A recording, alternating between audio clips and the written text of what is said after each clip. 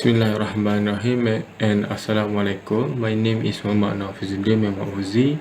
So I will present the introduction for solid waste. So what is exactly is solid waste?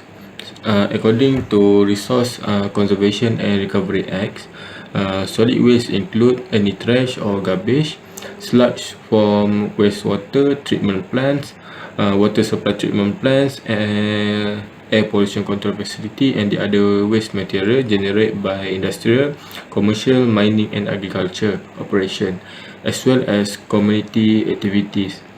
So almost everything we do generate waste. The definition of solid waste does not only refer to physical solid waste, but also to the liquid, semi-liquid or gaseous material that is contents.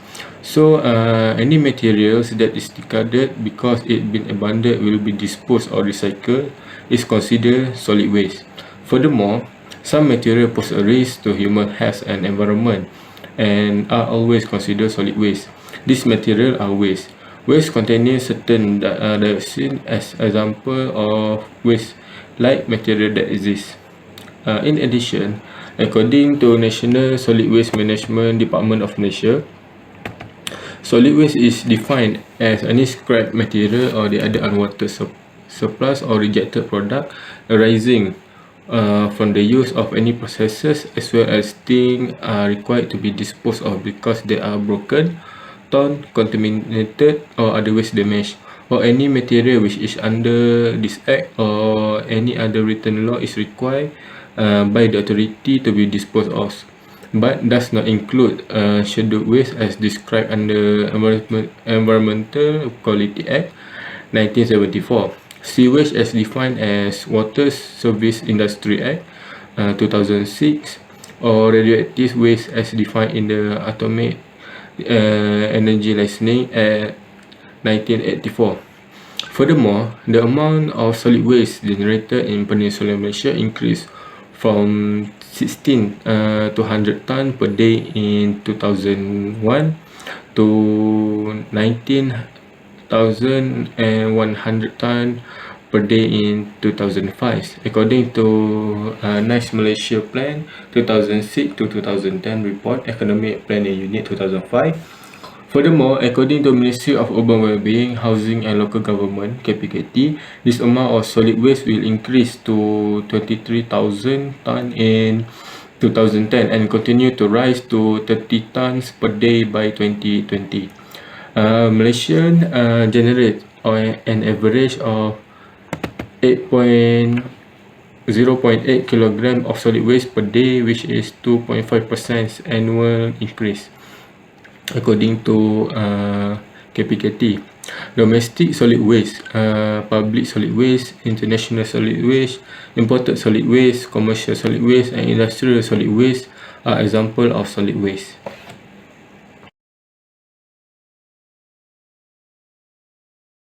Assalamualaikum warahmatullahi wabarakatuh to Shawal and to all my friends. So my name is Umar.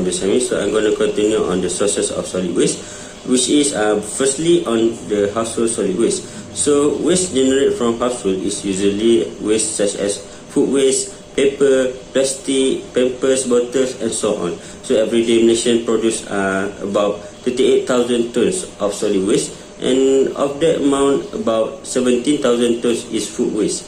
So household solid waste is counted as domestic waste.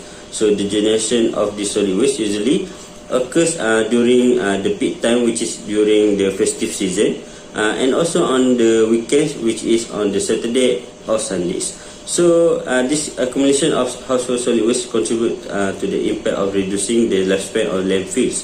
So this is worrying because the country still does not have enough to cover the amount of garbage generated, even though we still have a large number of solid waste landfills. So this is what caused the dumping of solid waste at landfill to end up with a painful sight and have a negative impact on the environment and disturb the communities living nearby. So now in COVID-19 pandemic, phase one is which new rubbish starting from clinical waste. So yet it shifts to domestic rubbish, which is further increase the amount of household waste or domestic waste disposal. So failure to manage this type of solid waste will inevitably invite disaster and cause adverse effect on public safety and health as well as the environment. So now we move to the next sources of solid waste, which is the institutional solid waste. So the sources of solid waste from these institutions come from the institution of higher learning, schools, hospitals, prisons, and other government centers. So disposal of hospital and other medical waste needs to be given special attention among the others of institution, as it can result in significant health hazards both to the environment and also to the human beings.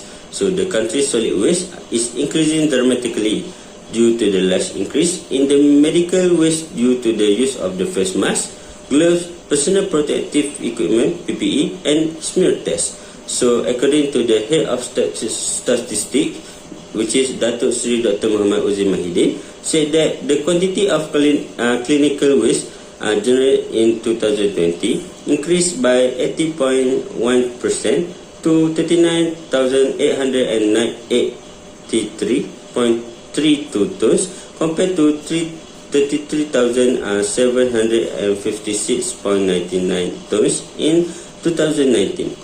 So the increase in the amount of clinical waste can be considered as a significant figure that can threaten the greenery of the earth and threaten the environmental sustainability if not managed properly.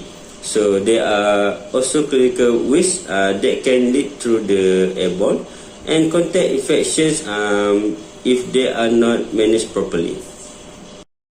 I am SYAHFIQ bin TUKIJAN, and I would like to explain more on the sources of solid waste, that is industrial solid waste and imported solid waste.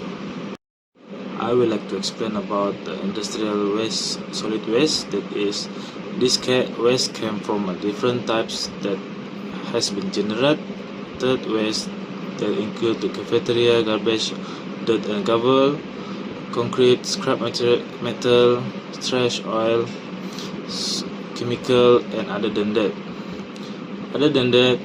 Industrial waste also has a different category of solid waste, that is liquid or gases that held in the container. Moreover, industrial solid waste also has hazardous waste and non-hazardous industrial waste.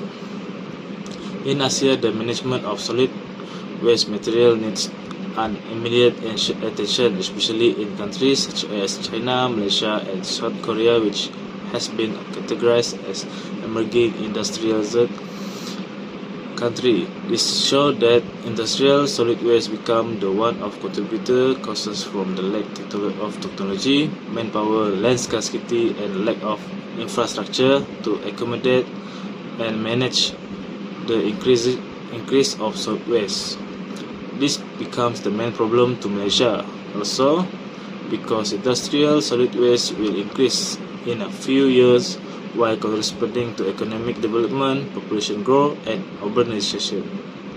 Therefore, the population among Malaysia will expected become the higher in every year in 2020 to 2030 and will increase the industrial solid waste.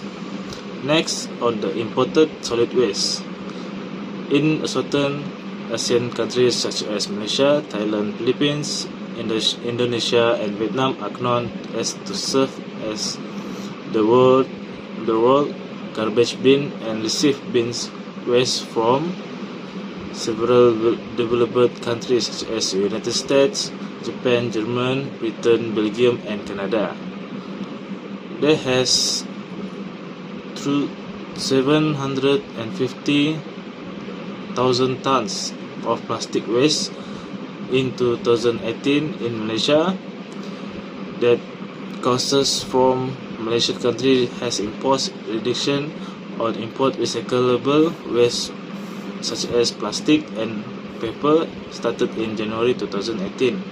The solid waste that has imported to Malaysia is willing to turn a blind eye to environmental pollution that causes from separating, cleaning, burning, and dispose of solid waste cannot be recycled, and this will end up with burn in the open area or in the landfills. This could lead to gigantic toxic fumes being released into the environment, like happened in Cijarum in Selangor at 2018. Other than that, Malaysia become a global trend of imported solid waste are increasing, with costs from unmanageable and the quantity of imported solid waste are increased. Moreover, Malaysia is tracking a global trends in both of overall generation of plastic waste and the consumption of single plastic use, and so become the world largest importer of plastic waste in 2017. This waste become the major challenges for the country waste management system. Thus, this become one of Malaysian government initiative to reducing the challenges of solid waste and imported solid waste to the country and reduce the impact of solid waste to the public and the country.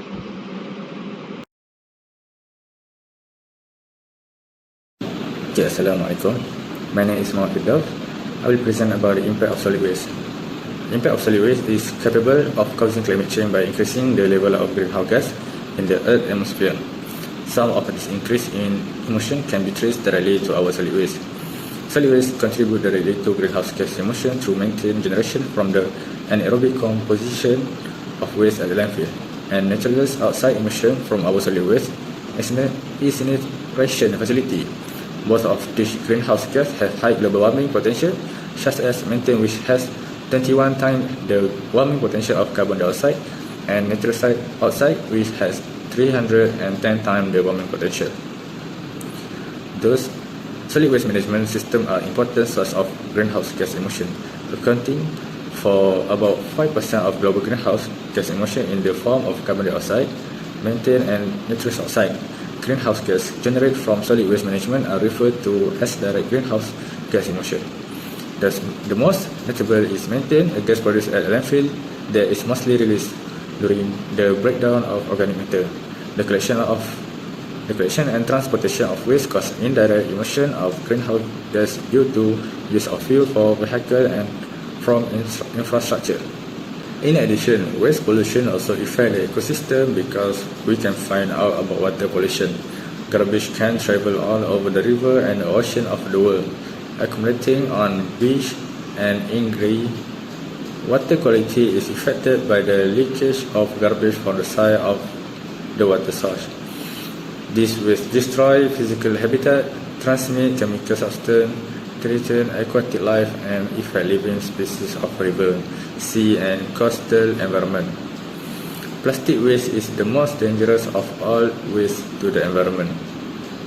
The surface of almost any body of water can be found floating, suspended on the column of water or at the bottom. Water will be dissolved along the inorganic and soluble organic waste, produce a contaminated liquid called liquid or juice when it comes in contact with decomposing solid waste. Lastly, solid waste also cause air pollution. Fourth, air pollution. Open burning often occur and it will emit harmful gas such as carbon dioxide, sulfur dioxide, chlorofluorocarbon, and other gas. Frequent burning in landfill will affect human, animal, and especially the environment. When we inhale polluted air, it will cause shortness of breath, chronic disease, and will be probably cause death to human. It will also affect the environment such as global warming, greenhouse effect, and others. This is because solid waste produces harmful gas such as sulfur dioxide, nitric oxide, carbon monoxide, and minimum. Dust released from the variety of sources can produce a wide variety of illness, from the common cold to dangerous illness such as cancer. Higher particle concentration cause disturbed respiratory disorder and cause lung damage in human. Residents living around area contaminated by high suspended particles show a higher risk of cardiovascular disease and during the dry season. Immediately from landfill pollution become a source of pollution to residents living nearby.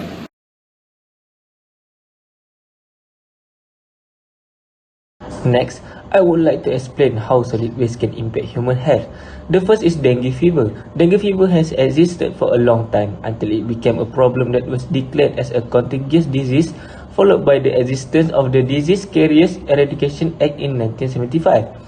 Dengue fever can be classified into two parts, namely mild dengue fever and dengue hemorrhagic fever. Mild dengue fever causes high fever, rash and pain in muscles and joints. Severe dengue fever, also called dengue hemorrhagic fever, can cause severe bleeding, a sudden drop in blood pressure, and can even be fatal. The transmission of the virus is caused by the laying of mosquito eggs in stagnant water areas around house and construction sites, drains and landfill.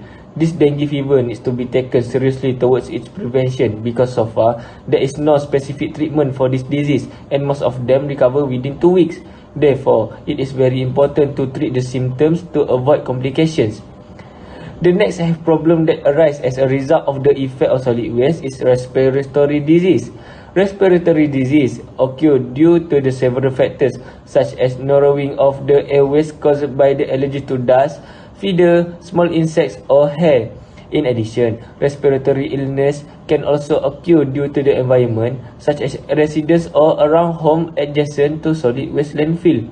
For example, Associate Professor Dr. Hasmah Abdullah, in article that published in 2018, state that previous scientific studies have proven that residents living near landfills face health problems such as cancer, respiratory tract problems, and some also face birth control problems.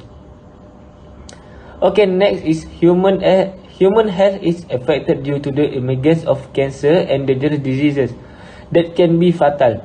According to studies, there are some experts' opinions stating that solid waste can cause cancer. For example, from polystyrene and plastic products. Cancer can exist under certain conditions, such as frequency of exposure to harmful substance or gas, unconducive environments, and poor hygiene management. According to Associate Professor Dr. Hasmah Abdullah, she stated that the occurrence of pollution is due to the release of toxic gas, which through chemical reactions will result in the release of toxic particles such as heavy metals and organic pollutants. In addition, the disposal of solid waste such as plastic, gas, and paper, tires and so on will increase the production of ammonia gas. Large ammonia gas emissions will affect human health, which will lead to some chronic health complications and lead to death.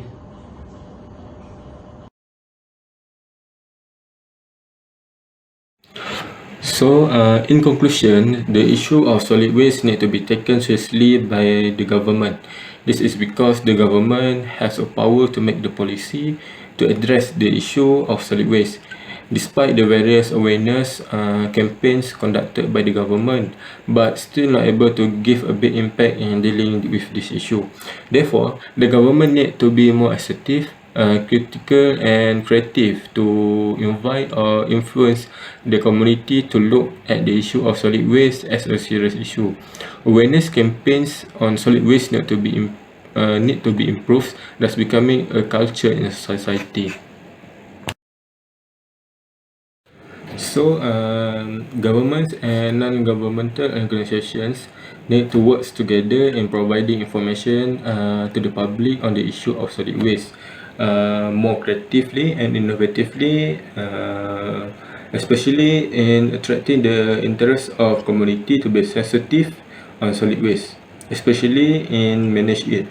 So, with these collaborations, it can provide a wide space, especially on social media platforms, about the issue of solid waste. This is because the community will easily approach through social media. In addition, the delivery of information through social media need to be presented more creative and interesting by using application feature on social media. This shows the importance of governments and non-government organizations working together to provide information in a creative form to attract interest and provide awareness to the community.